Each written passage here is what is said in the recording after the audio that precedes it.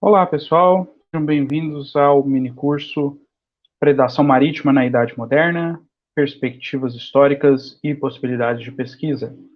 Meu nome é Hugo André Flores Fernandes Araújo, eu sou doutor pela UFRJ e atualmente faço meu estágio pós-doutoral na Universidade Federal de Santa Maria, aonde eu desenvolvo o projeto de pesquisa Encontros Piratas, base de dados online sobre a predação marítima. Nessa sessão inicial, nós vamos abordar o tema da predação marítima no Atlântico Português, contextos e conceitos, séculos XVI e XVII. Vou começar então apresentando um roteiro sobre os pontos que nós vamos tratar nessa sessão de hoje do minicurso. Nós vamos começar com algumas definições iniciais sobre alguns termos comuns, alguns conceitos, bem iniciais para introduzir o nosso assunto. Depois nós vamos fazer um panorama sobre a predação marítima no Atlântico Português nos séculos XVI e XVII. Nós vamos passar por vários temas, não vamos nos aprofundar muito em nenhum deles. A ideia é apresentar e fornecer um panorama geral sobre a predação marítima no Atlântico Português, para mostrar justamente o quão presente isso foi na história do Brasil e na história do Atlântico Português. Na sequência, nós vamos falar de 3 conceitos que eu entendo que são bastante úteis para entender esses fenômenos e para quem queira eventualmente vir a trabalhar com esse tipo de pesquisa. E, por fim, eu faço algumas considerações sobre onde estão as fontes que eu utilizo, onde vocês podem encontrar fontes para estudar essa temática. E, ao final, todas as referências bibliográficas que eu for apresentando ao longo da minha exposição, elas estarão listadas nos slides finais, então quem quiser pode pausar o vídeo, anotar a referência, tá bom? Então, vamos começar então por algumas definições iniciais sobre a nossa temática. Acho que a primeira delas, e talvez mais importante, seja entender, afinal, o que é pirataria. Pirataria comumente é entendida como a ação de roubo e saque praticado no mar sem autorização de um Estado, tá? A imagem que nós temos mais comumente na cabeça são aquela imagem do cinema, da cultura pop, que incutiu na nossa cabeça do pirata roubando um navio, escondendo tesouro e etc., né? Mas a pirataria por si só, ela pode ser mais do que isso.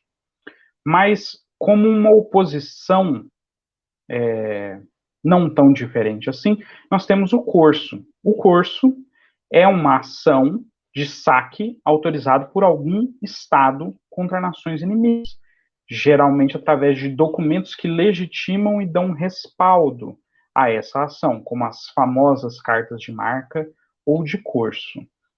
Além disso, nós temos também alguns termos para designar alguns grupos que exerceram essas atividades de pirataria, como no caso dos bucaneiros, que eram caçadores franceses ou ingleses que atuavam principalmente a partir da ilha de Hispaniola, né, a atual São Domingos, no Caribe. E uma coisa interessante sobre eles é que o nome deles provavelmente vem de uma prática que eles adquiriram dos indígenas da região. Vem de bucan, que era um tipo de grelha que se usava para assar carne de porcos selvagens e de outros animais, tá? Evidentemente, eles não eram só caçadores e viviam só disso, eles também invadiram e saquearam e roubaram cidades, navios na região do Caribe. É um grupo muito ativo entre as décadas de 1650 e 1680, né, e ficou cristalizado na literatura de época. Tá? No segundo vídeo, a Camila provavelmente vai fazer referência a algumas fontes desse período. Os filibusteiros também é outro grupo que atuou no mesmo período, né? Ele designa um grupo multinacional de ingleses, franceses e holandeses que atuavam principalmente a partir da ilha de Tortuga, né? O que hoje seria parte do Haiti. O seu nome ele não é consensual a origem, tá? Mas alguns acreditam que possa vir de vrijbuiter, perdoe o meu holandês que eu não falo, né? Ou freebooter, né? Traduzido livremente como aquele que pega o butim.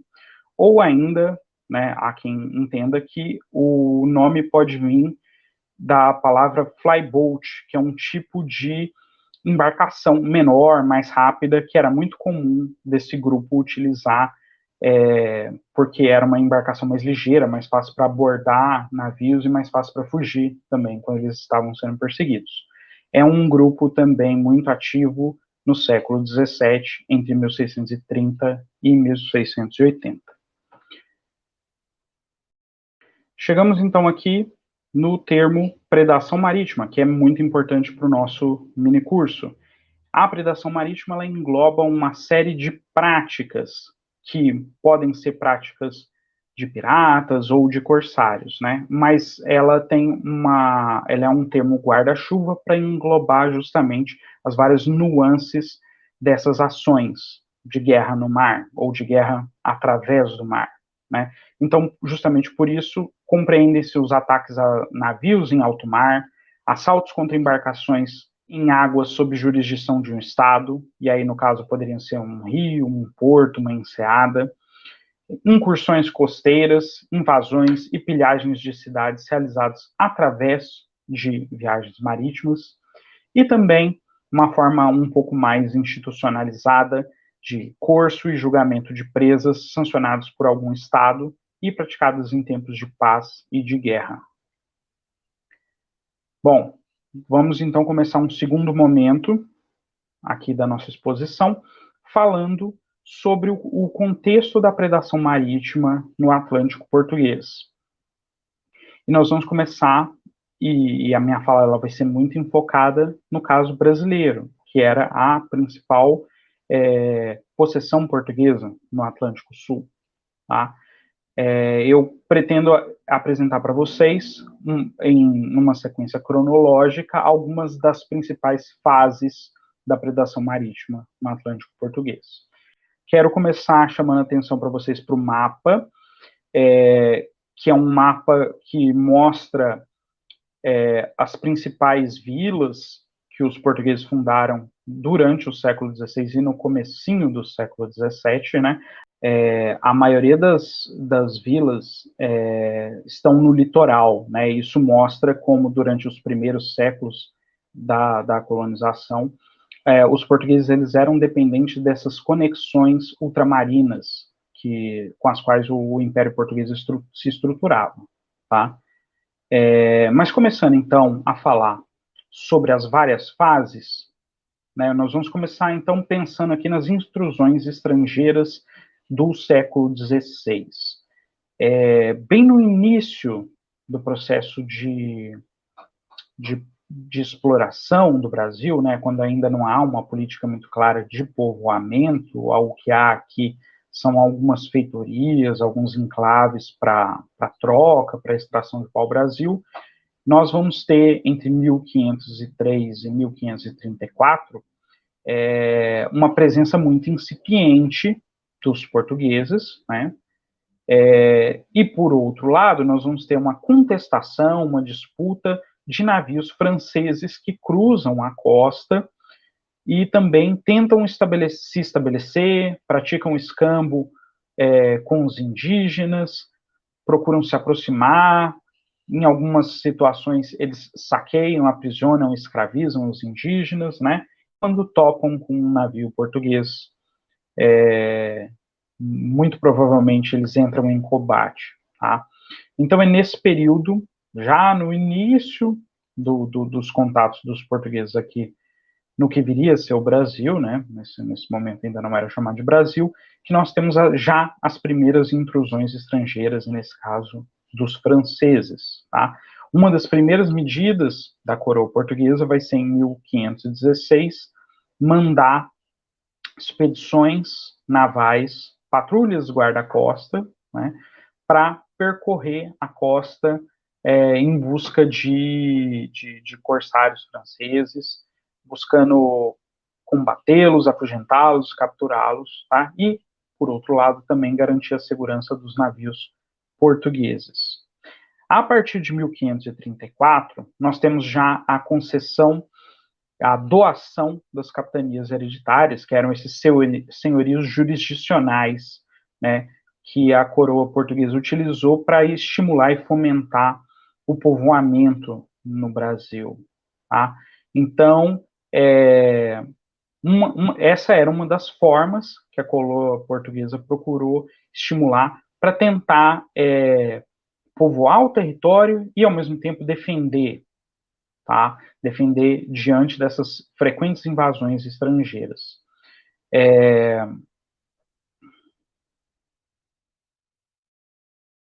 Aqui eu trago um exemplo de uma captura que uma dessas expedições guarda-costas fez de um navio francês, da carga de um navio francês. Né? Na expedição do Martim Afonso de Souza, que foi uma expedição que durou de 1530 a 1532, eles apreenderam um navio francês nas proximidades da Bahia e remeteram ele para Portugal. Nesse navio, então, eles fizeram 30 prisioneiros, os marinheiros, a tripulação que estava no navio, e a carga que eles encontraram e vieram a vender era de 2.768 peças de pau-brasil, toras, né, de vários tamanhos.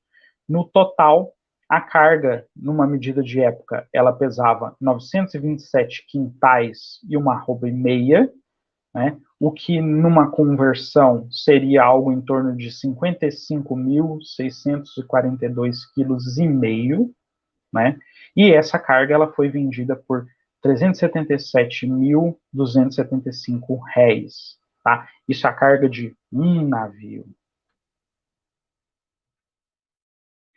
Prosseguindo no nosso recorte, na nossa sequência cronológica, a gente vai ter uma outra mudança com a instituição do governo geral. A coroa portuguesa, ela entendeu que os donatários tiveram envolvimentos diferentes com o processo de colonização. Alguns donatários investiram mais, se envolveram mais, e aquelas capitanias elas conseguiram se estruturar e se organizar mais rapidamente, e outros donatários não se envolveram tanto assim. Por isso, o território estava desprotegido. Tá?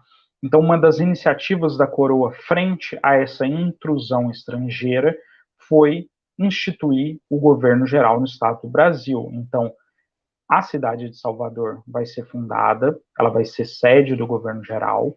O governador geral, ele tem autoridade superior, ele subordina os capitães-mores de cada capitania à sua autoridade, né? O rei dá a ele esse poder.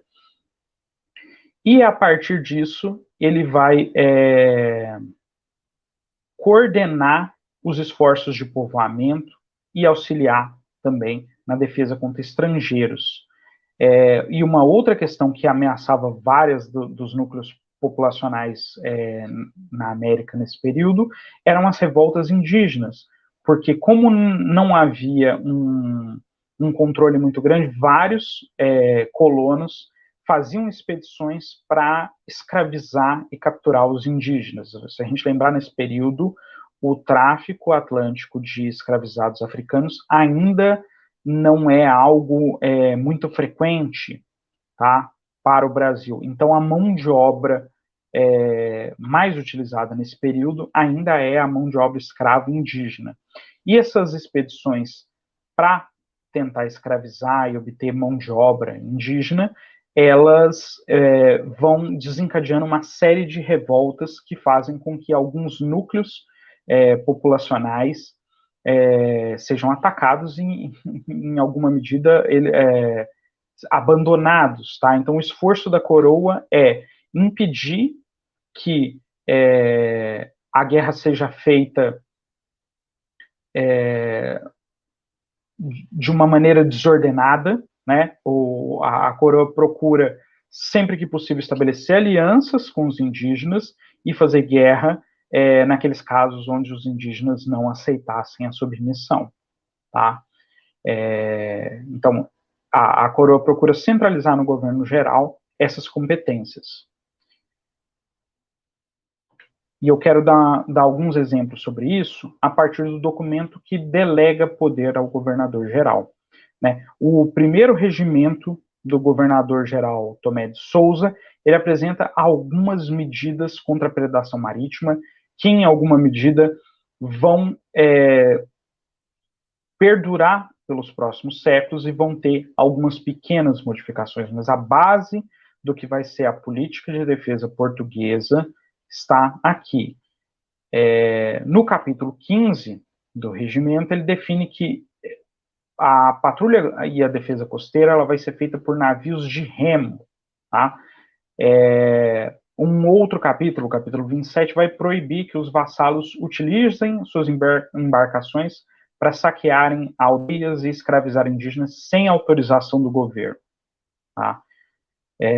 O capítulo 29 vai definir algumas especificações para a construção desses navios. A coroa está tentando estimular que esses navios sejam construídos aqui no Brasil, e para isso ela vai oferecer alguns tipos de isenções e mercês para vassalos que construam. Tá? Então, vassalos que construíssem até um dado tamanho de navio teriam isenções na alfândega. Se construíssem navios maiores, chegariam a receber mercês, em remuneração em forma de dinheiro. Tá? Capítulo 30 autoriza que a Fazenda Real, que era o tesouro da coroa, né, que arrecadava os impostos, administrava as rendas da coroa portuguesa na América, que ela pague pela construção dos navios de remo nas capitanias onde efetivamente não houvesse ninguém interessado em fazer isso, né, como no capítulo 29 estava ali.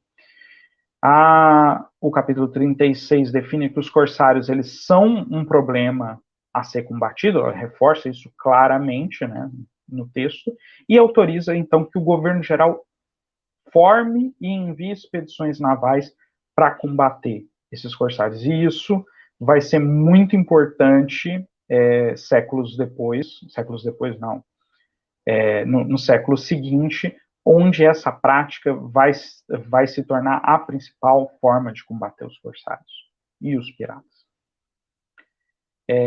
O capítulo 37, ele determina que as capitanias, os capitães-mores, as suas câmaras, né, as autoridades locais, discutam como construir, custear e sustentar esses navios a remo, né, que vão patrulhar, vão fazer essa defesa costeira. E o capítulo 38 ordena que todos os capitães-mores comuniquem o governo geral sobre qualquer avistamento de navios inimigos, detalhando tudo quanto for possível, quantos eram, quantos homens tinham, o que eles estavam fazendo, para onde que estavam indo, porque dessa forma essa política de informação vai nortear a resposta que o governo geral pode dar enviando uma expedição em ajuda, em auxílio. Tá? É interessante a gente ver como já, desde um primeiro momento, a coroa portuguesa está transferindo, ela está delegando as políticas de defesa para a América Portuguesa, para as autoridades da América Portuguesa. Né? Não vão vir esquadras de Portugal ficarem patrulhando aqui. Né? Eles entendem que a política é muito mais efetiva se ela partir da América Portuguesa. E isso, ao longo do tempo, isso se consolida. Tá? Ao longo do século XVII, são as autoridades, são as capitanias, com suas elites, com os seus comerciantes, que vão custear e manter a defesa costeira. Bom, eu quero falar também de algumas fontes durante a apresentação que permitem que a gente tenha vislumbres do que era esse contexto de predação marítima no século XVI. A mais famosa delas é o relato do Hans Staden, né? Foi um aventureiro alemão que fez 2 viagens ao Brasil, bem ali na metade do século XVI, e ele relata no seu livro as suas experiências vivendo entre os indígenas e lutando, ora do lado português, ora do lado do francês, nas diversas disputas e embates que aconteciam na costa. Então, os relatos deles são muito exemplares do tipo de situação que ocorria envolvendo essas ações de predação marítima, né? Na imagem ao lado, e o relato dele é todo ilustrado, apresenta um combate entre franceses e portugueses em 1054, nas proximidades do que seria o Rio de Janeiro.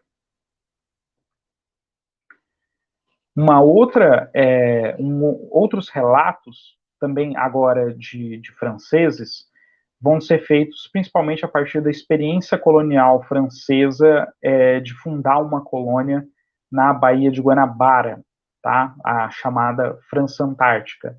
Então, os relatos do Jean Léry e do André Tevet, eles são muito exemplares desse período, né? Eles trazem descrições sobre como os franceses teceram alianças com os indígenas para lutar contra os portugueses, tá?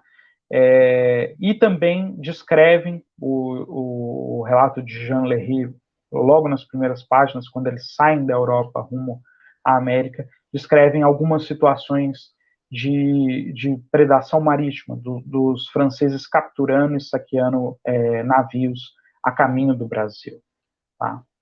Aqui uma ilustração de um ataque que os portugueses fizeram a um forte que os franceses construíram ali na Baía de Guanabara.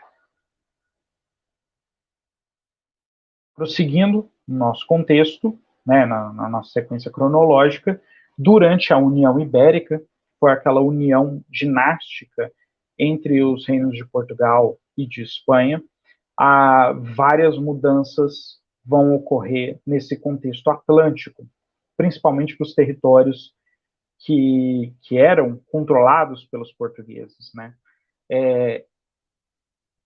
Ao se inserir na monarquia espanhola, Portugal e os seus territórios ultramarinos, eles atraem para si a atenção dos inimigos da coroa espanhola. Tá? E nesse período, no comecinho, basicamente, os dois principais inimigos da coroa espanhola eram os ingleses e os holandeses. Tá? E justamente por isso a gente vai ver que, nesse período, os principais ataques que vão ocorrer nos territórios atlânticos vão ser comandados por corsários, piratas dessas duas nacionalidades. Foi nesse contexto, né, que a predação marítima ela começou a sofrer uma intensificação. Os navios começaram a ser muito mais atacados e a coroa portuguesa ela começou a ter perdas muito mais significativas a partir da ação dos inimigos da coroa espanhola que viam a vulnerabilidade dos territórios portugueses nesse contexto. Vai ser, por exemplo, nesse contexto, que a gente vai ter dois ataques muito famosos, e são famosos porque eles foram registrados em relatos de época. Tá? A gente vai ter o ataque do Thomas Cavendish saqueando Santos, em 1591. Né? Eles ocuparam a vila por cerca de 2 meses e saquearam e destruíram as casas, as defesas portuguesas, etc. Tá? Nós temos também, esse sim, um ataque muito famoso, muito bem sucedido, deu muita fama e prestígio para o James Lancaster, que saqueou o Recife. O saque dele foi estimado em 50 mil libras, que para o período era uma fortuna, né? E eles roubaram 29 navios e também ocuparam a cidade por cerca de 30 dias. Tá? Esses são as ações inglesas desse período, elas deixam vários relatos impressos. São pontos muito, muito interessantes para quem se interessar pelo período. Tá? Várias delas estão disponíveis na internet. Bom, eu tento organizar aqui uma linha do tempo do século XVI para a gente entender, então, essas fases e o que representa, né? Então, se a gente pensar o que foi essa primeira onda de ataques franceses, né, entre 1508 e 1538, eles foram responsáveis pela captura de 423 navios portugueses no Atlântico, né? Então, fossem navios do Brasil, nas proximidades ali do Mediterrâneo, né, na costa norte da França, aqui já num espaço um pouco mais alargado, tá? Mas não deixa de ser impressionante que em 30 anos os franceses dessem um golpe tão duro contra a navegação portuguesa, tá? Aqui, só para situar, então, nós vamos ter depois a criação do governo geral e a centralização política, né, e coordenação desses esforços. Algum tempo depois, nós vamos ter a fundação da França Antártica, essa colônia na Baía da Guanabara. Contra ela foram enviadas 3 expedições até que eles conseguem derrotar e expulsar os franceses, tá? Para logo em seguida fundar a cidade do Rio de Janeiro, na região. Em 1580, nós temos, então, o começo da União Ibérica, e não muito tempo depois, nós já temos alguns ataques memoráveis dos ingleses aos territórios aqui no Brasil, né? O saque de Santos em 1591, o saque do Recife em 1595. Só para a gente ter uma ideia, né, em pouco mais de 3 anos, tá, de 1588 a 1591, os ingleses capturaram 34 navios portugueses nessa rota Portugal-Brasil. Bom, no século XVII, a situação ela se transforma, né? Nós vamos ter mais nações rivais competindo pelo Atlântico. Nós vamos ter franceses, holandeses, ingleses. Tem também a questão do corso Maghreb, né, dos corsários islâmicos, que vão atuar principalmente ali no norte da África, mas também no Atlântico. Então, o século XVII, ele é um século que essa experiência da predação marítima, ela chega a um outro patamar, tá? E é importante começar, então, por uma segunda experiência colonial francesa, essa mais ao norte, a chamada França Equinocial, que foi uma colônia francesa que durou de 1612 a 1615, né? Eles se estabeleceram na região amazônica, que já vinha sendo disputada entre várias outras nações europeias, tá? Essa colônia francesa fundou a cidade de São Luís, que depois que os portugueses expulsam os franceses, eles permanecem com a cidade, né? Eles ocupam a cidade e passa a ser uma colônia portuguesa, a cidade de São Luís do Maranhão, que existe até hoje, tá? Mas os franceses, eles se estabelecem e eles buscam a cooperação e a conversão dos indígenas como uma estratégia de fixação no território, tá? O que é importante também sobre esse contexto é que os franceses são expulsos a partir de uma grande expedição que é montada a partir de Pernambuco, né? É uma expedição que tem a coordenação do governo geral e do governo de Pernambuco. Vários dos envolvidos nessas batalhas, eles saem de Pernambuco, indígenas também, aliados dos portugueses de Pernambuco, se engajam nessa disputa que leva à derrota dos franceses. Eu falei para vocês também que uma outra questão muito interessante é a dos corsários do Maghreb, né? O Maghreb é essa região do norte da África, tá? É basicamente uma região, um território islâmico, que nesse período aqui estava sob o controle do Império Otomano, tá? Algumas cidades portuárias da região são muito famosas pelo corso, a cidade de Argel e a cidade de Salé. Tá? Então, o trabalho do Hélio Jaber Filho é um trabalho muito interessante, a dissertação de mestrado dele foi defendida esse ano na USP. Ele estuda a atuação desses corsários a partir de processos inquisitoriais. Tá? E, através disso, ele consegue identificar que esse era um grupo que tinha uma composição social e étnica muito diversificada, porque no meio desses corsários muçulmanos haviam também os renegados, que eram portugueses que haviam sido capturados em algum momento por esses corsários e haviam se convertido ao Islã e passado a atuar nessas expedições de predação marítima. Tá? Ele traz um dado muito interessante, que entre 1550 e 1680, esse grupo que ele mapeou conseguiu capturar 244 navios, dos quais ele identifica que 168 foram realizados no Atlântico, tá?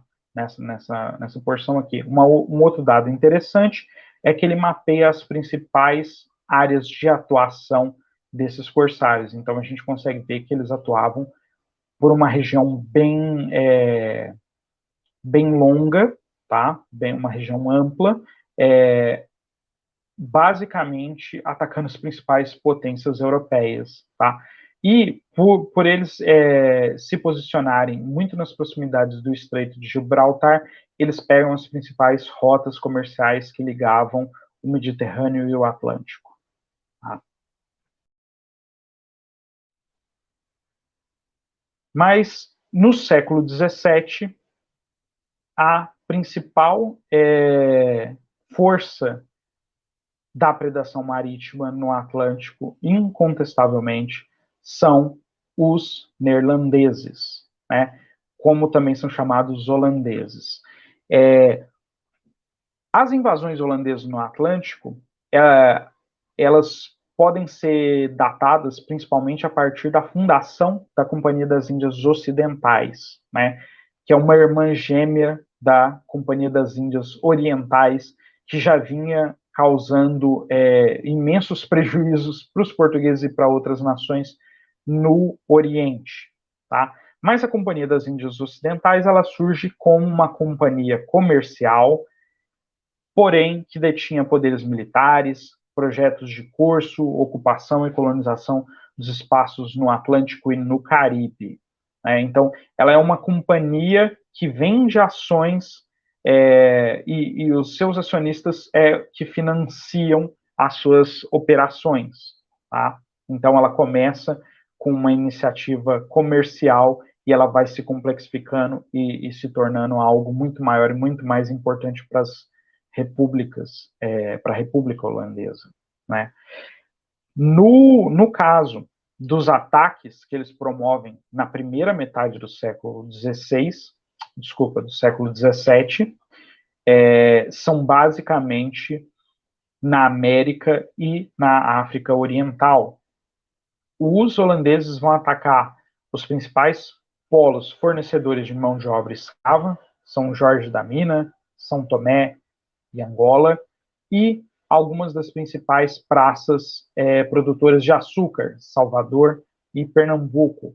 Eles também vão ocupar, por um período, São Luís do Maranhão, né, que tinha uma ligação próxima ao Caribe, então também era uma região de conexão com outros territórios que os holandeses estavam buscando ali naquele espaço do Caribe.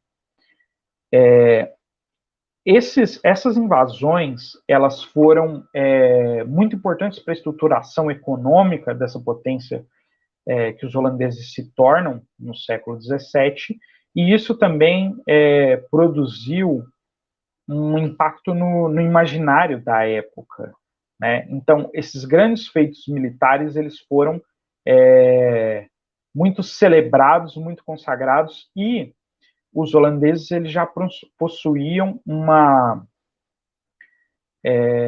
esfera pública de discussão, de debate de ideias e de imprensa bastante desenvolvida no século XVII.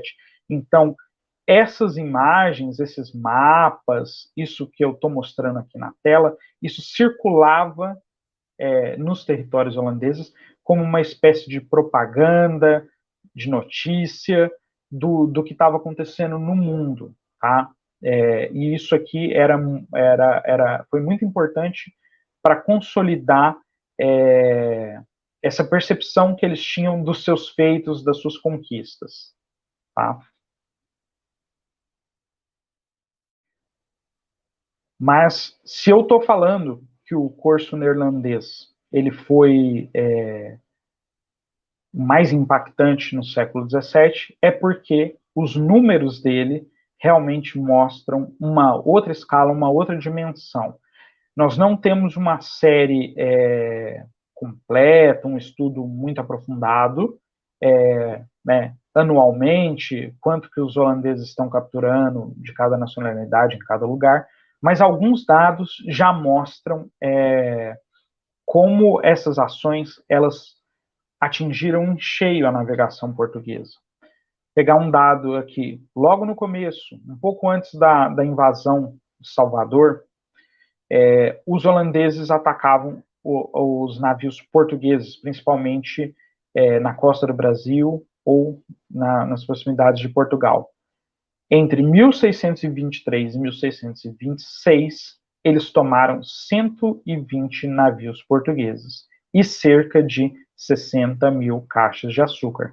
Era o principal produto colonial do período, extremamente valorizado na Europa. Um único ataque do famoso Piet Hein, né, que roubou a frota de prata na Baía de Matanzas, né, é tido como um dos principais saques já feitos por um corsário. Ele capturou em um único ataque na Bahia 26 navios e 2.700 caixas de açúcar. Tá?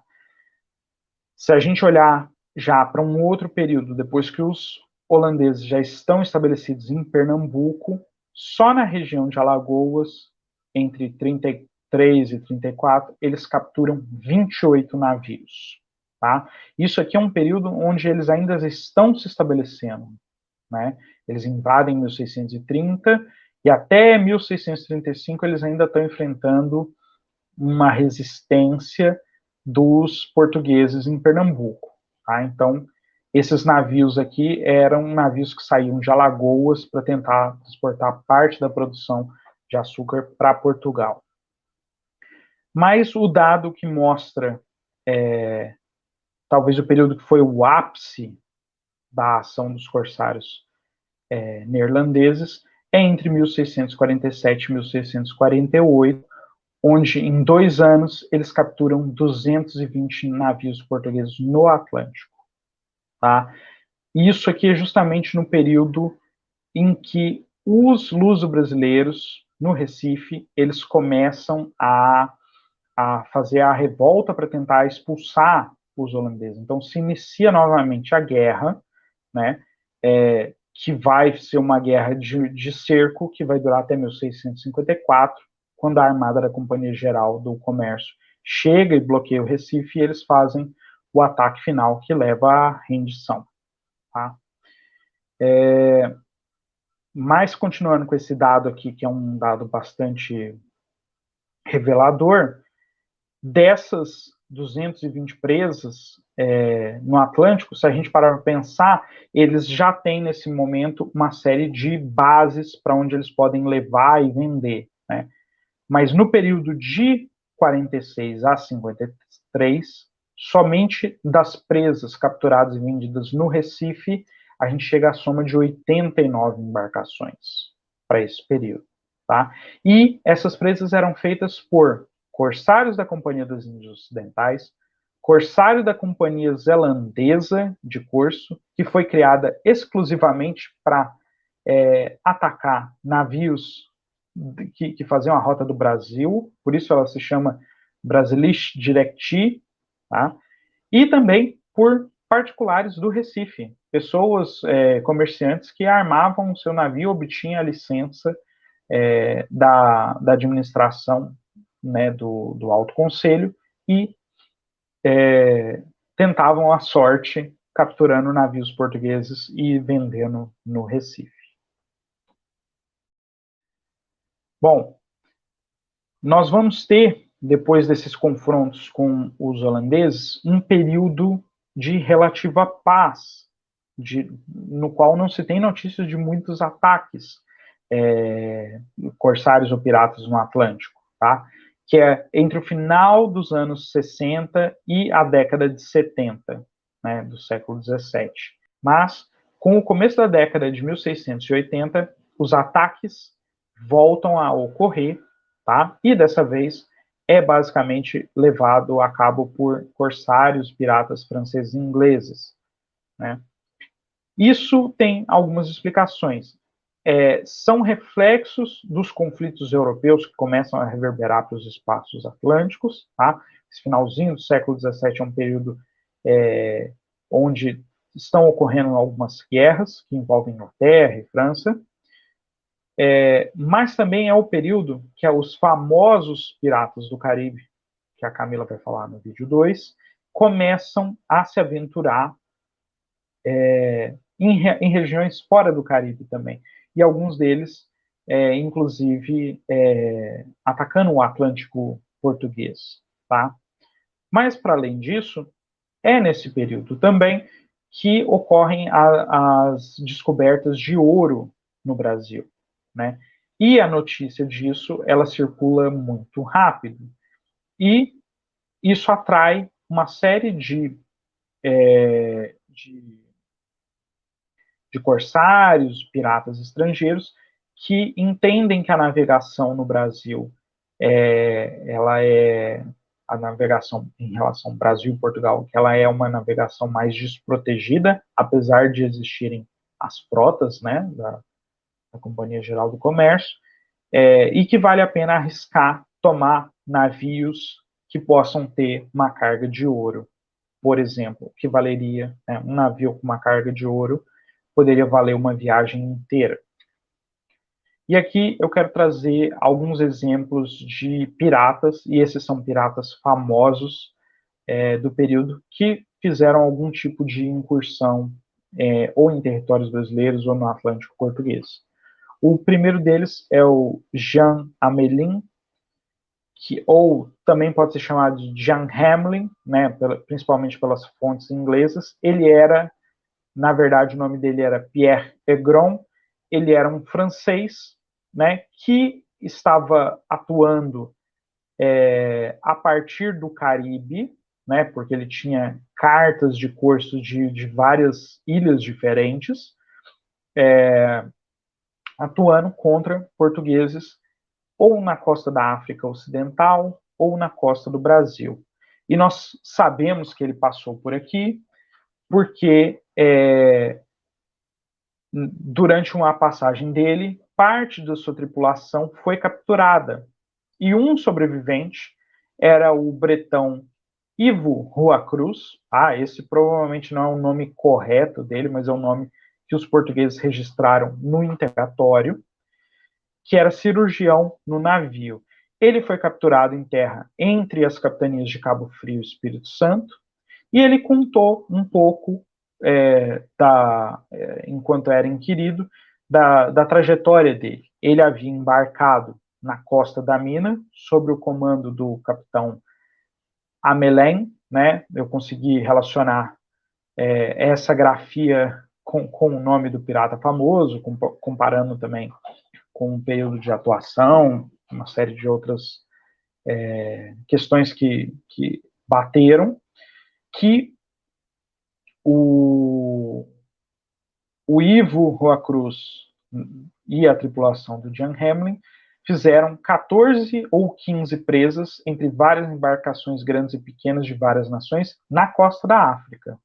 Depois que eles fazem essa série de capturas, eles atravessam o Atlântico, vêm para a costa do Brasil, fazem mais algumas presas aqui e rumam para o Caribe.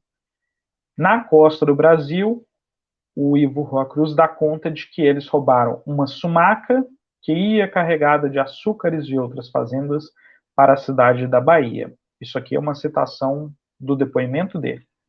Um patacho que tinha saído deste porto, do Rio de Janeiro, para a Bahia, carregado com dinheiro e várias fazendas.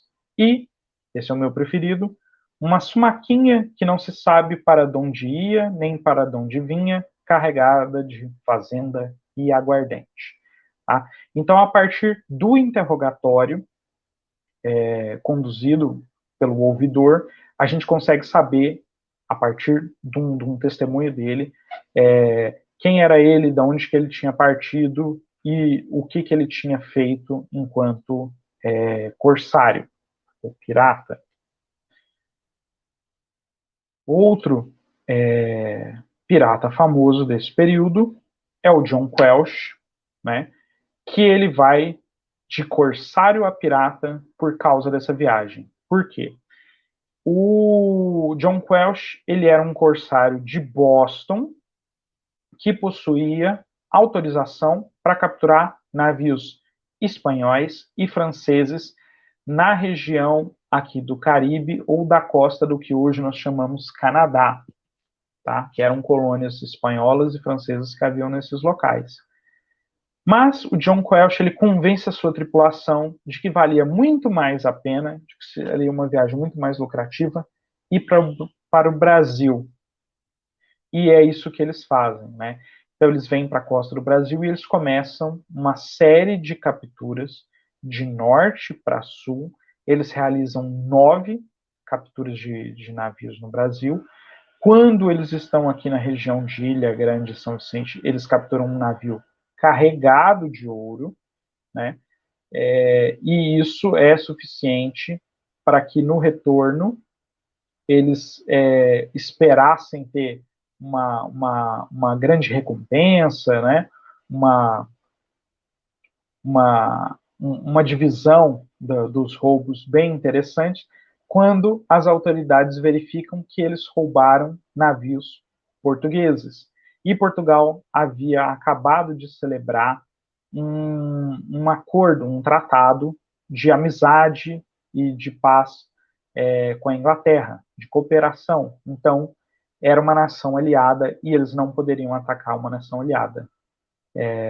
O crime de roubar navios de uma nação aliada é pirataria. E o John Quelch, então, ele vai ser julgado e condenado a morrer na forca em Boston por causa desse crime.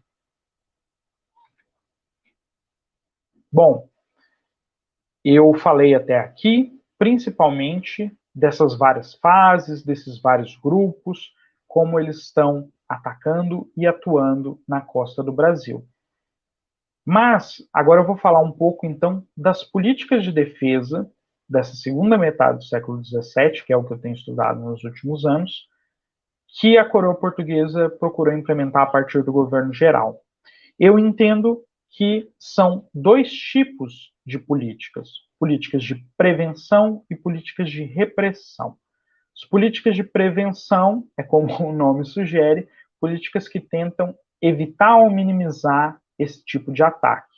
Então, a coroa portuguesa ela estimula que se construam, que se mantenham vigias costeiras, que eram pontos específicos da costa em que alguém deveria ficar vigiando e acompanhando o avistamento de navios e tendo pronto barcos, canoas para mandar mensagens e avisar que os inimigos estavam se aproximando, para que as autoridades tomassem providências. Vai ser nesse período também que se constrói e se reforma algumas fortalezas, que têm uma importância para proteger principalmente cidades, entradas de porto. Alguns pontos da costa que eram frequentemente utilizados por piratas e corsários para ou como base ou como ponto para eles fazerem aguada, buscarem alimentos, etc., eram ilhas. Tá? Algumas ilhas muito famosas, como Fernão de Noronha e a Ilha Grande, na frente da Baía de Guanabara, eram pontos que os corsários usavam com frequência. Tá? Então, o povoamento dessas localidades é discutido e é estimulado nesse período como uma forma de coibir essas ações. A comunicação rápida por barcos, tá? Sempre que havia qualquer evento, né, isso deveria ser comunicado às autoridades para que todo mundo estivesse em alerta. O sistema de navegação em comboio, então as frotas mercantis que transportavam o açúcar e outros produtos coloniais elas só poderiam sair do Brasil a partir do comboio da Armada da Companhia Geral do Comércio, né, que possuía navios de guerra para proteger de possíveis ataques. E possuía datas bem definidas para partir de cada lugar. Então, elas saíam do Rio de Janeiro, né, quando eles estavam fazendo a viagem de volta para Portugal, fazia uma escala na Bahia, recolhia os navios na Bahia, ia para Pernambuco e de Pernambuco para Portugal. Então, nessas viagens, facilmente se reúnem mais de 100 navios mercantes, comboiados, tutelados e protegidos pelos navios de guerra da Companhia Geral do Comércio do Brasil. E também construção de navios que vão ser responsáveis por patrulhar e fazerem as guarda-costas. Então, essas eram as políticas de prevenção. E as políticas de repressão, de combate?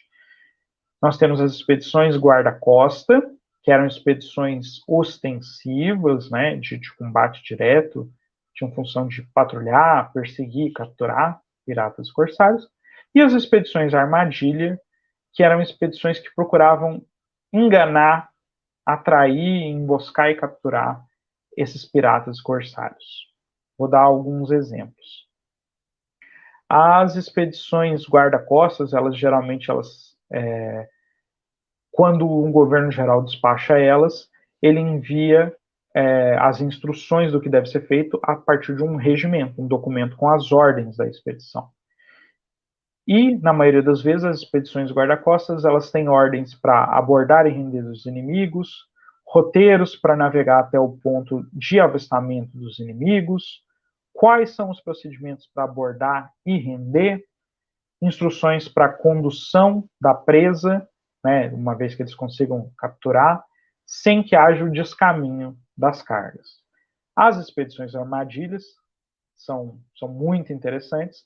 Elas apresentam muito mais instruções, porque elas são expedições mais complexas. Elas têm que enganar o inimigo, esconder a sua força, fingir que é um navio desprotegido para atrair os piratas, para ir surpreender eles. Então, entre as instruções comuns desse tipo de expedição está esconder as tropas e as armas, ao avistar o inimigo, simular uma fuga, mas deixar que ele se aproxime, surpreender o inimigo quando o inimigo tenta abordar a embarcação e utilizar a artilharia quando estiver muito próximo, só quando o inimigo estiver muito próximo. Também há, em alguns casos, instruções para equipamentos específicos, como ganchos, arpões, ou até mesmo munição, como palanquetas, balas de cadeia, que são munições para destruir os mastros, para inutilizar a embarcação, para impedir que o inimigo fuja. Mapeando algumas expedições navais, eu encontrei entre 1655 e 1662, 7 expedições navais, tá? A maioria delas partida de Salvador e de Recife, tá? E algumas delas com resultados, conseguiram capturar, como por exemplo essa de 1655, capturou um patacho com 32 holandeses. Algumas outras perseguem, afugentam, mas não conseguem capturar, né? A expedição do Recife de 1656 capturou um navio holandês e a de Salvador de 1659 capturou uma sumaca com 20 flamengos, né? Como eu tinha dito, a década de 70 é uma década mais tranquila, de mais paz. Então, a partir da década de 80, eu já encontro mais 7 expedições que partem agora também do Rio de Janeiro, Salvador e Recife, perseguindo piratas e corsários. Tá? Essas expedições, até onde eu consigo acompanhar, elas são menos bem sucedidas, né? Elas não conseguem capturar tantos, mas eu já consigo ter mais informações sobre os tipos de inimigos que elas estão perseguindo. Tá? O John Quelch, que eu mencionei há um pouco atrás, ele foi perseguido por 2 expedições. Tá? Bom, Uma outra questão importante que eu tenho trabalhado é a atuação de agentes informais no processo das políticas de defesa, né, contra a predação marítima. E quem são esses agentes informais? São pessoas ou grupos que não têm necessariamente essa função para a coroa portuguesa, não tem um reconhecimento oficial. Às vezes são grupos indígenas, às vezes são trabalhadores do mar, às vezes são pescadores, que podem ser negros escravizados ou livres no Brasil, né? E esses grupos, eles têm, até onde eu tenho percebido, um papel muito importante nas relações de predação com a predação marítima. Só que é um papel ambíguo.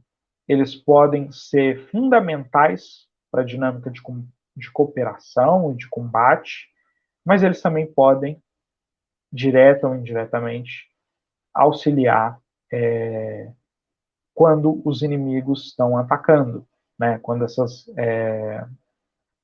nações estrangeiras estão se aproximando e investindo contra os territórios portugueses. Então, por exemplo, no caso dos pescadores, é muito comum que eles pudessem, e a coroa procura estimular isso, atuar vigiando o mar, levando informações, como eles trabalham no mar, eles estão sempre cotidianamente no mar, eles acompanham o trânsito naval muito mais de perto, os navios que estão chegando e partindo. Então, eles têm um contato muito mais frequente, muito mais rápido. Então, eles deveriam vigiar e informar as autoridades. E em algumas regiões onde há os portos e as enseadas, né, os ancoradores, eles são cheios de bancos de areias ou de recifes, esses pescadores poderiam atuar como pilotos guiando as embarcações em segurança, tá? Mas, da mesma forma que eles podiam ter essa dinâmica de cooperação, eles também podiam colaborar com os estrangeiros, vendendo informações, vendendo mercadorias, alimentos, mesmo quando fossem proibidos pelas autoridades portuguesas de fazer isso, tá? Os indígenas também se enquadram nessa categoria de modo muito semelhante, né? Em algumas regiões, principalmente nas regiões da Amazônia, esses indígenas eles participam de vigias costeiras e também de expedições navais. Mas é comum que alguns grupos indígenas, principalmente aqueles que têm uma grande resistência aos portugueses, ou que em algum momento foram aliados de outras nações, como é o caso de alguns grupos indígenas que foram aliados dos holandeses durante a ocupação holandesa, esses grupos tendem a se aliar ou cooperar com esses invasores, fornecendo alimentos e produtos em troca de armas de fogo. É o caso de alguns grupos indígenas do Ceará, né, na segunda metade do século XVII, ali por volta de 1650, 1660, que cooperam frequentemente com corsários holandeses que chegam à costa, tá? Trocando pau-brasil e outros produtos em troca de arma de fogo para resistir aos portugueses. E também os marinheiros, né? Os marinheiros, eles eram a principal defesa das embarcações mercantes, tá? Principalmente em rotas mais longas, mais desprotegidas, só que a dura realidade do trabalho do mar fazia com que as fugas de marinheiros, uma vez em terra, fossem muito frequentes. Então, a coroa portuguesa ela procura criar tanto estímulos quanto punições para tentar manter os marinheiros engajados no serviço. Por quê? Quando eles realizam fugas em massa, os navios eles podem ficar em determinadas localidades impedidos de partir, impedidos de completar suas viagens. E numa situação específica no Rio de Janeiro, durante a passagem do John Quelch pela região roubando, o governador queria despachar navios para perseguir o pirata e não poderia fazer isso porque os marinheiros haviam fugido para as minas e não havia quem tripulasse os navios para ir à caça dos piratas. Tá? Então, também é uma dinâmica de oposição indireta que esses marinheiros poderiam causar. Bom, então a gente chega agora na parte dos conceitos. Tá? Eu quero falar de 3 conceitos, brevemente, que ajudam a pensar a questão da predação marítima. Ajuda a gente a entender esses conflitos, essas disputas imperiais, de uma forma mais complexa, mais analítica. Eu gosto muito desse livro da Lauren Benton, que é uma historiadora norte-americana, historiadora do direito, e nesse livro ela apresenta a ideia, no capítulo 3, sobre corredores jurisdicionais marítimos. É uma ideia baseada numa tradição jurídica europeia de que a vinculação legal entre navios e soberanos fundamentava essas reivindicações das nações pelos espaços oceânicos. Então, quando um Estado quer reivindicar soberania ou controle de um território terrestre, é muito mais fácil. Você tem as fronteiras, você ocupa, povoa e etc. Mas como você faz isso pelo mar? Né? Você faz isso, segundo a Lauren Benton, pelos navios que estão transitando sempre por aquelas regiões. Tá? Então, o fato de se descobrir determinadas rotas e se ocupar essas rotas ou transitar por elas com muita frequência vai alimentando uma reivindicação jurídica de que aquela rota pertence àquela nação, àquele estado, tá? E isso é importante porque esse entendimento, ele é um entendimento coevo, né? O mar, ele era, nas palavras dela, um espaço cruzado em várias direções por corredores jurisdicionais. Para Lauren Benton, é importante que a gente entenda um pouco como era a visão de época acerca do entendimento do mar e do controle sobre o mar. Então, para ela, o mar era um espaço cruzado em várias direções por corredores jurisdicionais, e isso nos ajuda a dar sentido às visões imperiais organizadas ao redor da descoberta e da militarização das passagens marítimas. Né? Então, conforme a gente entende como que a cultura jurídica de época foi construindo essas noções, a gente vai entender um pouco a forma como que as disputas, os conflitos foram se moldando a esse universo. E para ela, uma conclusão importante é que o alto mar ele veio ser entendido nesse período como uma região legal peculiar, na qual múltiplos poderes exercem influência, mas ninguém exerce o controle. Tá? Então, é por isso que os impérios viviam em disputa por esses espaços marítimos. Tá? Você pode patrulhar, exercer bastante influência, mas você não consegue controlar quando você não dispõe dos mesmos recursos numa disputa imperial. Tá? Então, eu acho que essas noções da Lauren Benton elas são muito interessantes para a gente pensar um pouco o pano de fundo de algumas dessas disputas que envolvem a predação marítima. Um outro conceito muito interessante que ajuda a pensar essas ações é o conceito de agentes informais de construção imperial. Eu já falei um pouco sobre isso quando eu mencionei há pouco os indígenas, os marinheiros e os pescadores. A Amélia Polônia, uma historiadora portuguesa, ela propõe isso a partir de uma ideia de que os marinheiros foram essenciais para a construção do Império Português, ainda na era das grandes navegações, porque eles haviam coordenado a logística que estruturou a navegação, o comércio, a conquista e a defesa dos territórios durante a expansão marítima. Né? E isso, a Amélia Polônia propõe isso, porque ela pensa que, diante da falta de pessoal e de recursos para empreender a construção imperial, a coroa portuguesa ela teve que recorrer e encorajar a participação de grupos privados, concedendo direitos e privilégios. Então, a ideia dela é que o Império Português ele se estrutura em grande medida, e ele é possível em grande medida, graças a vários desses agentes informais. No caso, o que ela está observando são os marinheiros que se engajam naquelas viagens de Portugal para a Índia, né?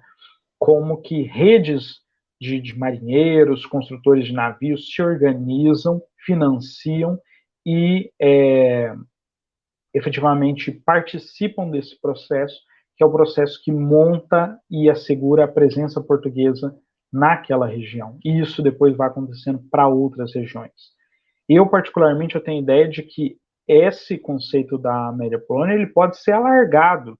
Essa percepção dela ela pode englobar também em outros espaços coloniais, como esses agentes informais, eles podem participar dessas dinâmicas, né, de construção do império, da autoridade portuguesa, ou eles também podem se opor a isso, que é um pouco o que eu tenho feito com o exemplo que eu mostrei para vocês agora há pouco.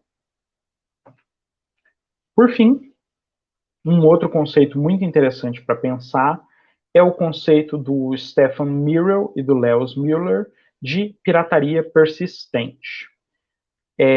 Eles vão definir que o que seria a pirataria persistente. São fenômenos de pirataria que se desenvolvem, se estruturam, aumentando a escala de suas ações e os riscos que elas apresentam para os estados. E esse livro é um livro muito interessante porque ele trata da pirataria como um fenômeno histórico de longa duração, então da antiguidade até os dias atuais. E os vários estudos que estão reunidos nessa coletânea, eles foram pensados a partir de parâmetros parecidos para que pudesse ser feita uma comparação, né? Para a gente entender, então, um pouco o caráter global dessa perspectiva da pirataria. Então, eles definem, por exemplo, 6 características que estão presentes para a gente entender um fenômeno como um fenômeno de pirataria persistente. Eles vão dizer que uma das características é ter bases terrestres ou esconderijos que favoreçam a organização dessas operações. Um outro é a complacência, né, uma certa aceitação, uma vista grossa de estados ou cidades que se beneficiam dessas ações porque eles acabam integrando as presas e as mercadorias roubadas aos mercados locais, regionais, e isso acaba dinamizando a sua economia. Uma outra característica é a ampliação desse fenômeno, né, para atividades de larga escala. Então, as operações elas crescem, elas vão mobilizando cada vez mais navios e centenas ou até mesmo milhares de pessoas. Uma outra questão é que esses fenômenos de pirataria persistente, eles desenvolvem uma estrutura complexa e uma hierarquia, criando divisões de tarefa, de funções, e acabam tendo até mesmo seu comando definido. Uma que pode ser uma característica que ocorre em alguns casos, é uma formação embrionária de estados, né? Por quê? Eles partem aqui de uma noção meio parecida com aquela do Charles Tilley, do Capital, Coerção e Estados Europeus, né? Que quando você tem alguém que controla uma fonte de receita e também controla o poder coercitivo, né? Uma fonte de receita, um poder militar, você tem alguém que controla uma estrutura que pode gerir e via da origem a um Estado, porque essas comunidades piratas que eles estão analisando, elas vivem disso, mas elas não podem ser isso o tempo todo, né? Então, em alguns casos, eles percebem como que alguns locais vieram a dar origens a cidades. E 6 é a característica principal que dá nome a essa noção deles, que é a persistência. É esse fenômeno ele durar por um bom tempo, por pelo menos algumas décadas, em alguns casos chega a durar centenas de anos, como é o caso, por exemplo, dos corsários do Maghreb, que eu comentei anteriormente com vocês. Passamos então rapidamente a falar sobre as fontes. Vou falar brevemente sobre fontes portuguesas e fontes estrangeiras. As fontes portuguesas que eu utilizo e que eu recomendo são basicamente a correspondência oficial dos governadores, regimentos, patentes militares, e essa documentação ela pode ser encontrada online nos documentos históricos da Biblioteca Nacional. Uma outra documentação muito importante também é a documentação que está englobada no projeto Resgate, principalmente as consultas do Conselho Ultramarino. Né? Também está online, faz parte do acervo do Arquivo Histórico Ultramarino. Já as fontes estrangeiras, elas são muito mais variadas e também vão depender de dominar línguas estrangeiras, tá? Então, alguns relatos de viagem ou literatura de época podem ser encontrados em sites como, por exemplo, o Internet Archive, em alguns portais como o Calendar State Papers, séries como o Colonial American and West Indies do British History Online, você tem o equivalente aos documentos históricos da Biblioteca Nacional, porém para as colônias inglesas na América e no Caribe. O High Court Admiralty, né, a Alta Corte do Admirantado, tem uma série que é o Prize Papers, que está no National Archives no Reino Unido, que é uma série é a documentação que os corsários ingleses apreendiam durante as capturas das embarcações. Então, tem documentação do mundo inteiro, em todas as línguas que vocês pensarem, porque a Inglaterra foi, durante muito tempo, a marinha mais poderosa e mais atuante no Atlântico, no Pacífico, no Índico, etc. Né? Então, tudo que eles capturavam, eles armazenavam e salvo engano, uma das maiores coleções de documentação que existem no mundo. Vários, inclusive, nunca foram abertos, né? Não foram catalogados, não foram lidos, tem correspondência selada. E, como eu falei bastante dos holandeses, tem também a documentação da antiga Companhia das Índias Ocidentais no Arquivo Nacional da Holanda, tá? Essa documentação, ela está boa parte digitalizada e alguns documentos, inclusive, estão em português. Quem tiver interesse e gastar um tempinho no catálogo online pode encontrar coisas muito interessantes. Mas eu quero falar para vocês, principalmente, né, sobre uma base de dados, que é a base de dados do Encontros Piratas, que vai estar disponível em breve, provavelmente no fim do ano, no começo do ano que vem. Ela vai ser uma base de dados online sobre a predação marítima no Atlântico Sul. E ela é uma base de dados relacional. O que isso significa? As informações que nós estamos coletando e armazenando nela, elas se relacionam a outras informações que também estão nessa base. Tá? Então, a partir de eventos ou de entidades, né, de grupos de informação diferentes, você consegue ir percebendo relações e montando histórias do que aconteceu e de fenômenos que estão relacionados à predação marítima. Então, nós vamos ter informações sobre expedições navais, embarcações que participaram das expedições navais, presas, né, todos os navios portugueses que foram capturados, sobre os navios que os piratas e corsários utilizavam, sobre quem eram esses piratas e corsários que estavam atuando no Atlântico Sul. Nós vamos também ter fichas com trechos dos relatos de época que mencionam eventos de predação marítima. Nós vamos ter avistamentos, menções à aparição ou ações de piratas e corsários, propostas, né, submetidas à coroa, às autoridades, para resolver o problema da predação marítima, e também um perfil, informações de trajetória dos comandantes que participam dessas expedições de combate à predação marítima. Tá?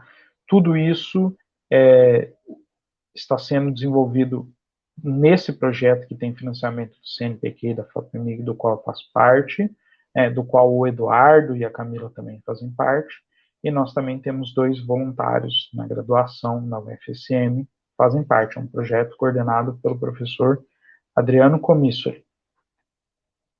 Bom, aqui estão as referências bibliográficas que eu utilizei e mencionei durante a apresentação. Se você tiver interesse em qualquer uma, pause aí e anote. É uma facilidade de poder ver nessa modalidade. Tá? Vou passar aqui brevemente.